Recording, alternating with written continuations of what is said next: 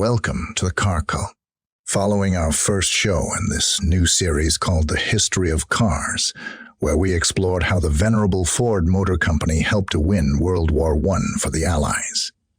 We will be delving even further into the past and look at the fascinating history behind the origins of the motor car.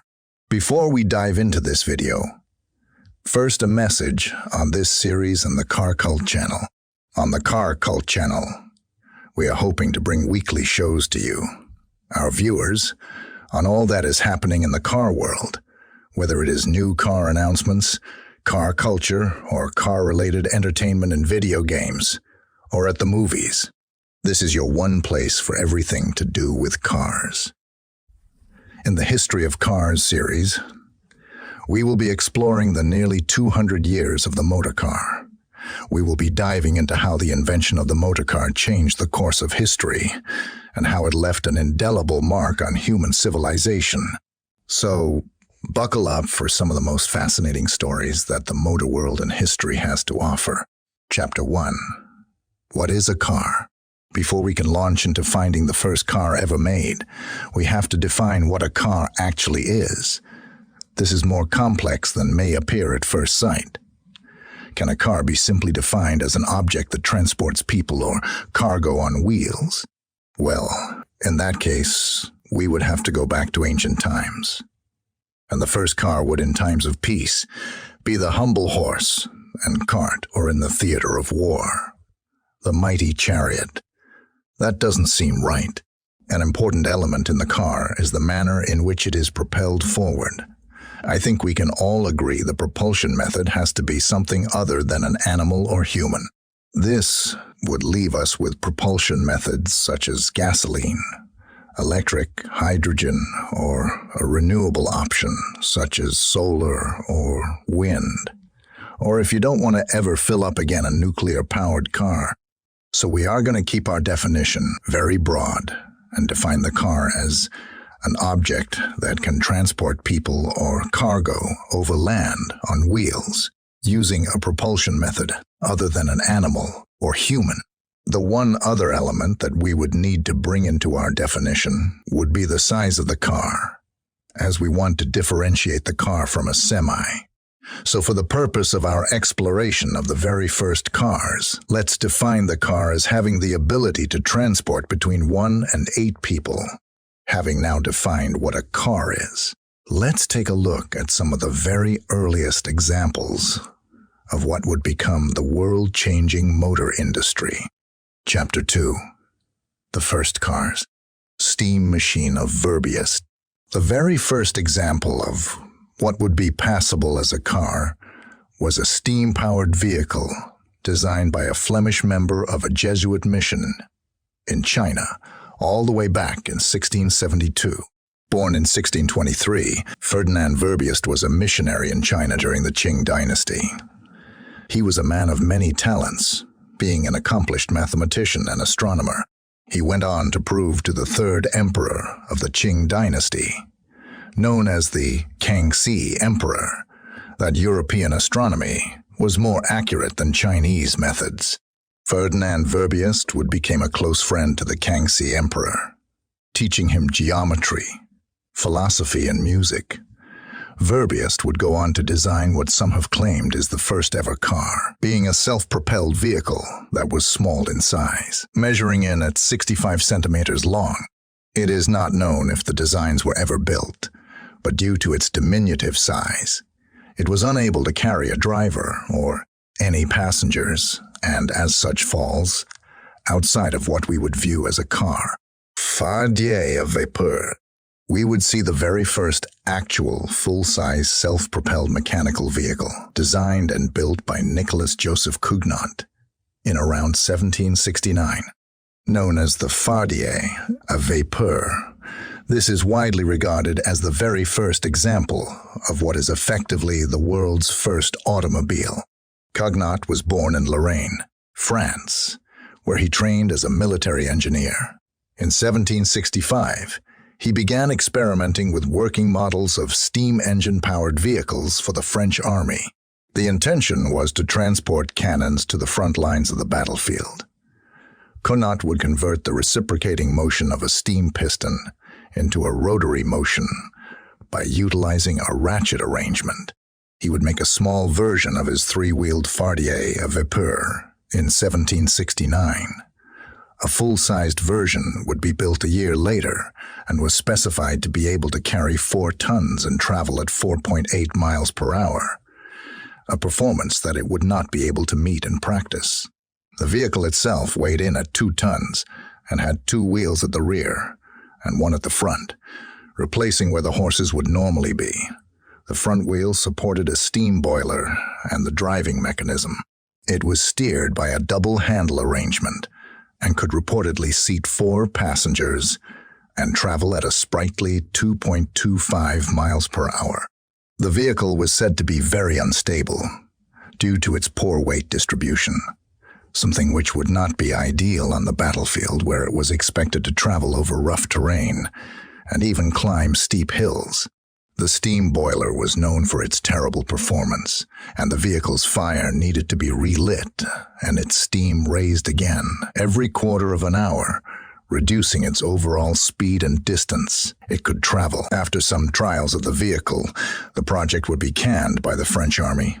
But even so, King Louis XV would grant Combustion a pension of 600 livres a year for his innovative work, and the vehicle itself would be kept at the Paris Arsenal.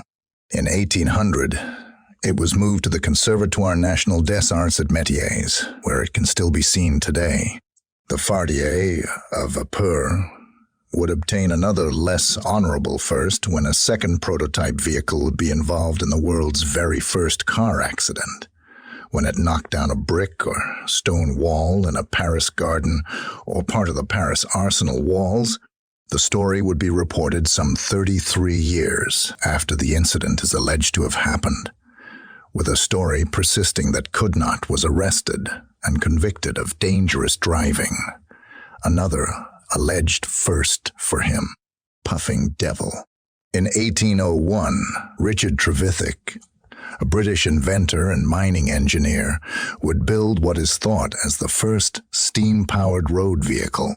Richard would be an early pioneer of steam-powered road and rail transport, with significant contributions to the development of the first high-pressure steam engine and the first working railway steam locomotive.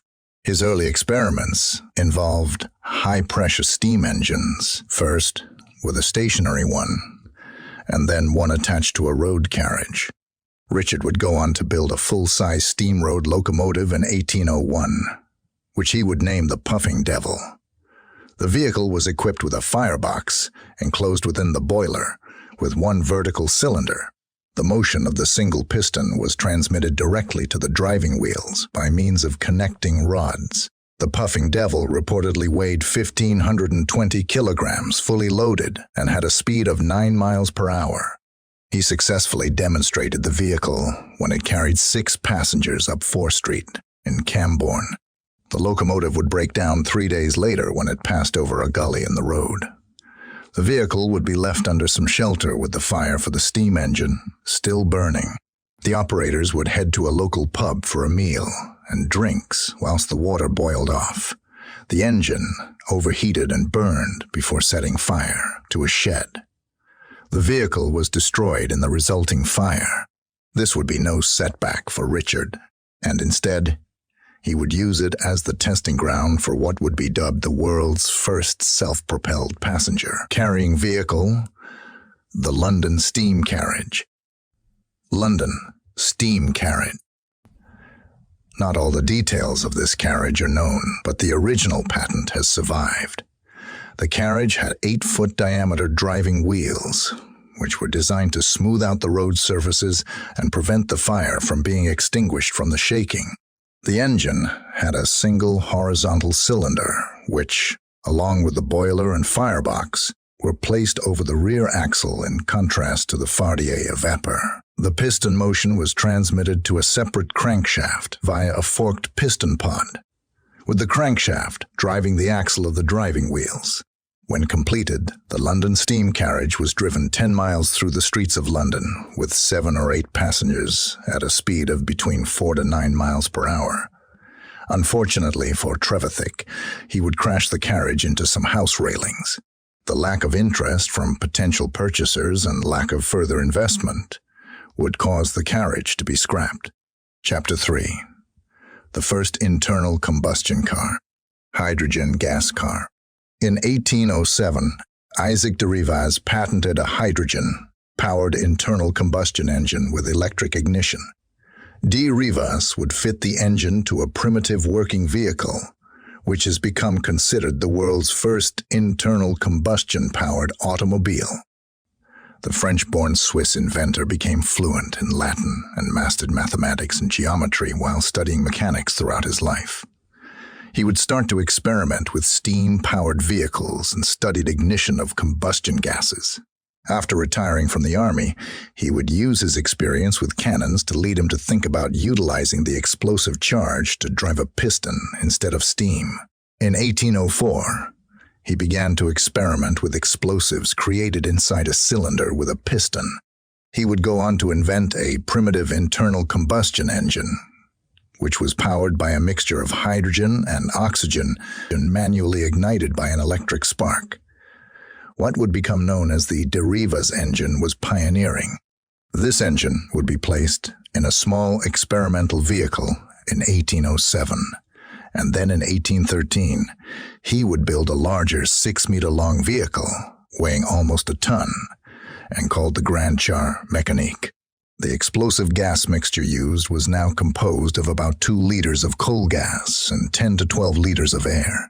De Rivaz would be pilloried by his peers, and the French Academy of Sciences would argue that internal combustion engines would never rival the performance of the steam engines. Chapter 4. First electric car. With the world recently transitioning to electric-powered vehicles at an unprecedented pace due to a combination of government policies around the world to move away from the consumption of fossil fuels and towards more green energy sources, it may come as a surprise that the very first electric car was not a Tesla, but rather a 3-wheeled car, created in 1881. Gustave Trouve was born in 1839 and was highly respected for his innovative skill in miniaturization. He would invent a carbon-zinc pocket-sized battery to power his miniature electric automata, which would become very popular. In 1880, Gustave improved the efficiency of a small electric motor developed by Siemens and using a recently developed rechargeable battery. He would fit it to an English James Starley tricycle, inventing the world's first electric vehicle. In 1881, Gustave presented the electric car driven by an improved Siemens motor at the Exposition Internationale d'Électricité de Paris. The first 4-wheeled electric car in the world would be built 7 years later, with the introduction of the Flocken Electro Wagon in 1888. Chapter 5. First true modern car. The year of 1886 would become known as the birth of the modern car. The very first practical, marketable car that could be used every day would be created by the German Karl Benz when he patented his Benz patent Motorwagen. The Benz Motorwagen would be built in 1885 in Mannheim, Germany, and the patent for his invention would be granted in the following year. He is widely acknowledged as the inventor of the car. All the previous cars that we have explored had 3 things in common. They were impractical, unsuccessful, and never entered series production. The Benz patent Motorwagen would enter series production, and about 25 Benz vehicles would be sold between 1888 and 1893. The first stationary gasoline engine, developed by Karl Benz, was a 1-cylinder, 2-stroke unit on New Year's Eve, 1879. This engine would bring so much commercial success that Benz would devote more of his time to creating a lightweight car powered by a gasoline engine, in which the chassis and engine formed a single unit. The major features of the 2-seater Motorwagen were the compact high-speed single-cylinder, 4-stroke engine installed horizontally at the rear, the tubular steel frame, the differential, and 3-wire spoked wheels. The engine would produce a mighty 0.75 horsepower and sped the car to 10 miles per hour. Benz designed the car with rear-wheel drive, and it was steered by means of the front wheel, which was suspended in an unsprung fork and could be steered by a toothed rack connected with a crank. The driving speed could be controlled by means of a sleeve valve underneath the driver's seat. The brake was a hand lever acting on the countershaft belt pulley. A multi-speed transmission, foot brake, and reverse gear were not yet incorporated into the motor wagon. To prove the roadworthiness of the car, Bertha Benz, wife of Carl Benz, undertook the first long-distance road trip by car in August 1888 with her two sons, Eugen and Richard. The journey would be undertaken without the knowledge of her husband and would total 110 miles, from Mannheim to Pforzheim and back. In this one journey, Bertha would demonstrate the practicality of the motor vehicle to the whole world. Without the courageous initiative of Bertha, the growth of the Benz company into creating the world's largest automobile plant at the time, and the freedom that the motor vehicle would bring to humanity, would have been unthinkable. If you would like more videos on the very first cars and the origins of the motor vehicle, please like, subscribe, and comment on what you would like to see. We appreciate all your help to grow this channel and the community. Until next time on The Car Cult.